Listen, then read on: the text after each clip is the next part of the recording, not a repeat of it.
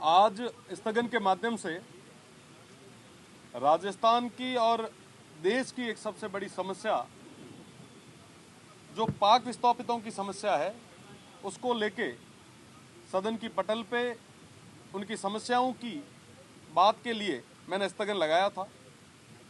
देखिए, पाक विस्थापित जो लोग हैं वो पाकिस्तान में हमारे पड़ोसी उस बेईमान और बदमाश मुल्क में उत्पीड़न का शिकार हो रहे हैं और हम सभी की जिम्मेदारी है, क्योंकि डबल इंजन की सरकार है, सनातन की सरकार है, हिंदुओं का पक्ष रखने वाली सरकार है, तो निश्चित रूप से नैतिक रूप से भी जिम्मेदारी जो है और ज्यादा बढ़ जाती। पर आज के समय में उन पाक विस्थापितों की क्या स्थिति है इसके बारे में कोई बात नहीं कर। आप देखें कि पिछले साल भर से वो तमाम जो पाक विस्थापित भाई हैं वो परेशान हो रहे हैं। इस्लामाबाद में जो भारतीय दूतावास है वहां से उनको किसी भी तरीके का कोई वीजा जो है वो नहीं मिल रहा आज के समय में, क्योंकि वहां पे एक ही नख के एक ही कम्युनिटी के तमाम लोग हैं। उनको अगर शादी ब्याह भी बच्चियों की करवानी है तो उनको इंडिया आना पड़ता है, भारत आना पड़ता है। पर भारतीय दूतावास आज के समय में किसी भी तरीके से कोई वीजा नहीं दे रहे हैं, जिसकी वजह से उनको दर दर की ठोकरें खानी पड़ रही है। मेरा प्रदेश की सरकार से निवेदन है कि वो होम मिनिस्ट्री से बात करे, गृह मंत्रालय से बात करे और हमारे यहाँ की वास्तविक स्थिति को बताए। आप देखें कि जिसको अगर वीजा मिल भी जाता है तो उनको बाई फुट आप सीधे आने की अनुमति नहीं देते। एक समय था जब मुनाबाव से, खोखरापार से, बागा अटारी बॉर्डर से जो हमारे पाक विस्थापित या जो हिंदू भाई थे वो पैदल आया करते थे, पर आज के समय में उनको कहा जाता है कि साहब आप दुबई होके आए।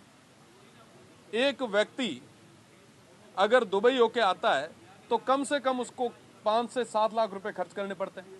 अकेला व्यक्ति तो कभी नहीं आता, परिवार लेके आता है। शादी ब्याह है तो कम से कम 5 परिवार ना तो साहब ले रहा है।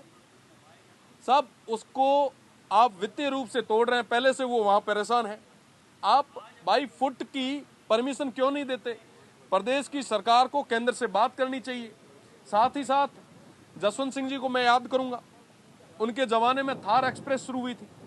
थार एक्सप्रेस के माध्यम से तमाम जो भी हिंदू परिवार थे वो अपनों से मिल पा रहे थे, वो वापस अपने देश आ पा रहे थे।